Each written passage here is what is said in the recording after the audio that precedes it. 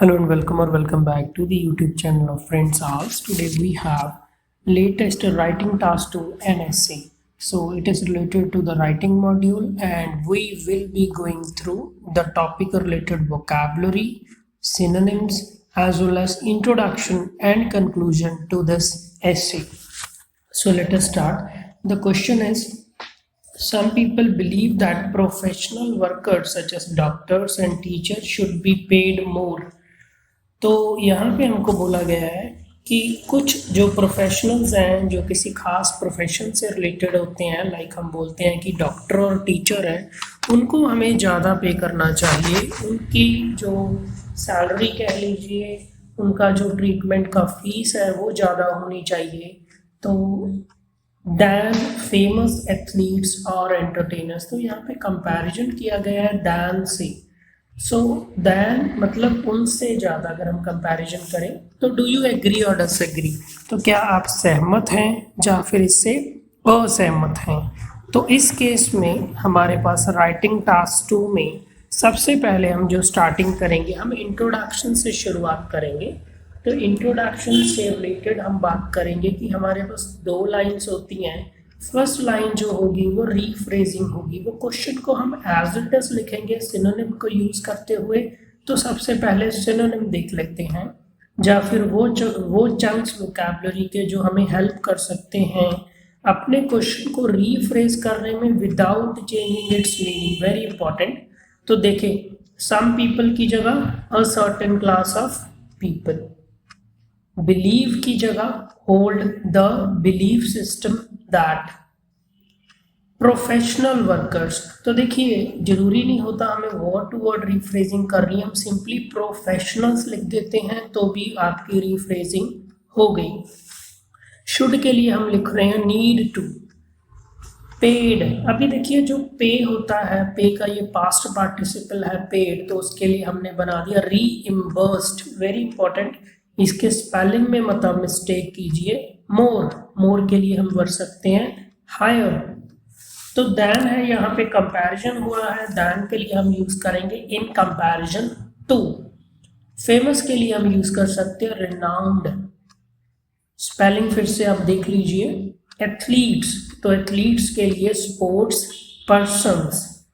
Entertainers, तो जो entertainers होते हैं उसके लिए हम सेलिब्रिटीज यूज कर सकते हैं। तो हम इस वोकैबुलरी को यूज करते हुए अपना इंट्रोडक्शन फॉर्म करेंगे। हम बहुत ज़्यादा ध्यान रखेंगे कि हमें क्वेश्चन का मीनिंग चेंज नहीं करना। तो इसके लिए हम क्या कर सकते हैं, आप अपनी इंट्रोडक्शन की फर्स्ट लाइन को लिखें और क्वेश्चन को रीड करें, मतलब दोबारा से पढ़ें और इन दोनों को कंपैरिजन करें, कहीं आपने क्वेश्चन का मीनिंग तो नहीं चेंज कर दिया। बाय द वे, अगर ऐसा होता है तो आपके ना के बराबर चांस है आपका डिजायर्ड बैंड स्कोर हासिल करने के। तो आप कॉशियस रहिए, सतर्क रहिए कि आप इस मिस्टेक को मत कमिट कीजिए। तो हम यहाँ पे फर्स्ट लाइन को देख रहे हैं। अ certain class of people hold the belief system that professionals, for example. तो देखिए यहाँ पे हमको सच एस दिया गया है, सच एस भी एक एग्जाम्पल के जैसे ही होता है।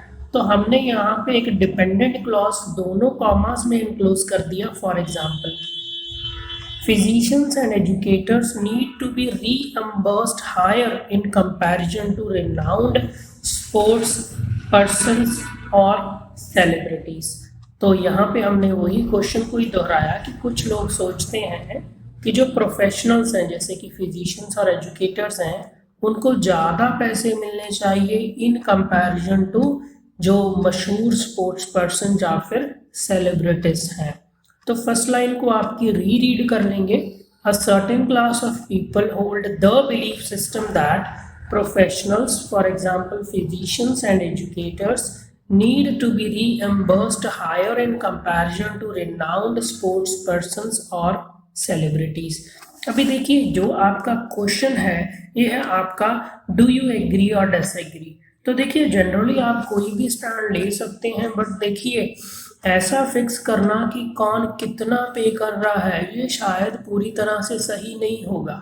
तो जो पेमेंट होती है वो डिपेंड करती है आप कितनी वैल्यू रिटर्न कर रहे हैं सोसाइटी को और दूसरी बात आप कितने पर्सन्स को सर्व कर रहे हैं। नो डाउट एक स्पोर्ट्स मैच होता है तो बहुत ही ज़्यादा लोग देखते हैं, एक सेलिब्रिटी कोई फिल्म रिलीज करता है तो उसकी ऑडियंस बहुत बड़ी होती है।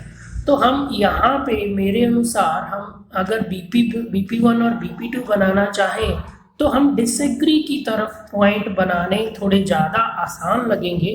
तो इसलिए हमने यहाँ पे आपकी थीसिस स्टेटमेंट जो सेकंड लाइन होती है, जो कि आपको इंट्रोडक्शन के पैराग्राफ में इंक्लूड करनी होती है, वो हमने बना दी I totally disagree with the given statement. तो हमने यहाँ पे क्लियर कट कर दिया कि मैं इससे सहमत नहीं हूँ। तो सहमत नहीं मतलब हम डिसएग्री कर रहे हैं।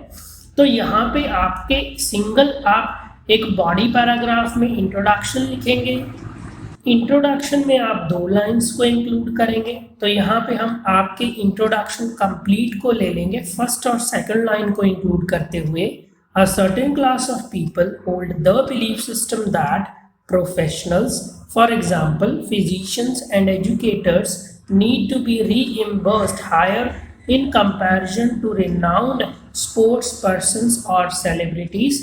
I totally disagree with the given statement. तो देखिए जो आपका इसके बाद बॉडी पैराग्राफ आप अपने अनुसार एडजस्ट कर सकते हैं कि आप 2 बॉडी पैराग्राफ ले रहे हैं या 3 बॉडी पैराग्राफ ले रहे हैं, तो वो चेक करते हैं। ये सब कुछ उसी पे डिपेंड करेगा।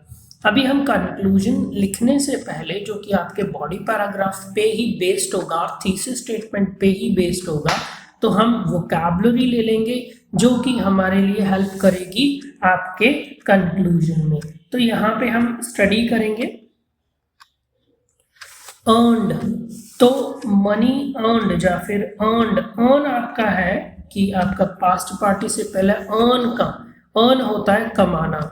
Directly dependent upon, very important, इसको आप एज इट इज नोट कर लीजिए कि पूरी तरह सीधे तौर पे डिपेंड करता है, तो हम बोलते हैं डायरेक्टली डिपेंडेंट अपॉन।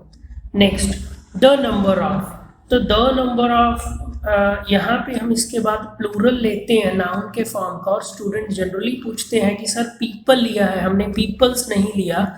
तो डोंट कमिट एन एरर, ऐसी मिस्टेक आप मत कीजिए। पीपल्स नहीं होता, पीपल होता है।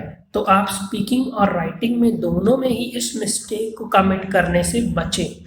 नेक्स्ट है हमारे पास सर्व। सर्व देखिए, सर्व होता है कि आप कितनों को टच करते हैं, आपका जो वर्क है वो। तो फाइनली हम कंक्लूजन को ले लेंगे। आपका कंक्लूजन है जो ब्रीफ होना चाहिए। आपको कंक्लूजन में 30 to 50 वर्ड्स से ज़्यादा नहीं लिखना चाहिए। नो डाउट मैं कभी कभी स्टूडेंट्स को देखता हूँ कि वो बहुत ही लेंथी कंक्लूजन बना देते हैं और उनको समय नहीं मिल पाता उसको चेक करने के लिए। तो इसमें आपका बहुत बड़ा लॉस होता है अगर आप ग्रामेटिकल एरर्स को कमिट करते हैं। तो आपका कंक्लूजन यहाँ पे बन गया, in conclusion the money earned is directly dependent upon the number of people you serve. तो जैसे मैंने बात की थी कि जो पैसे आप कमाते हो वो डायरेक्टली डिपेंडेंट होते हैं कि कितने लोगों को आप सर्व करते हो, सर्विस देते हो, या फिर कितने लोग आपके प्रोडक्ट को यूज़ करके खुश रहते हैं। And it is not always the earning that matters, और हमेशा जो कमाई है उस पर ध्यान नहीं देना चाहिए, आप क्या कर रहे हैं, सोसाइटी को कैसे टच कर रहे हैं। तो उसके बेसिस पे हमने कंक्लूजन लिखा है। तो आपका कंक्लूजन बन गया, in conclusion the money earned is directly dependent upon the number of people you serve, and it is not always the earning that matters. Okay, this was the introduction and conclusion to the latest writing task to essay. Don't forget to like, subscribe and share friends.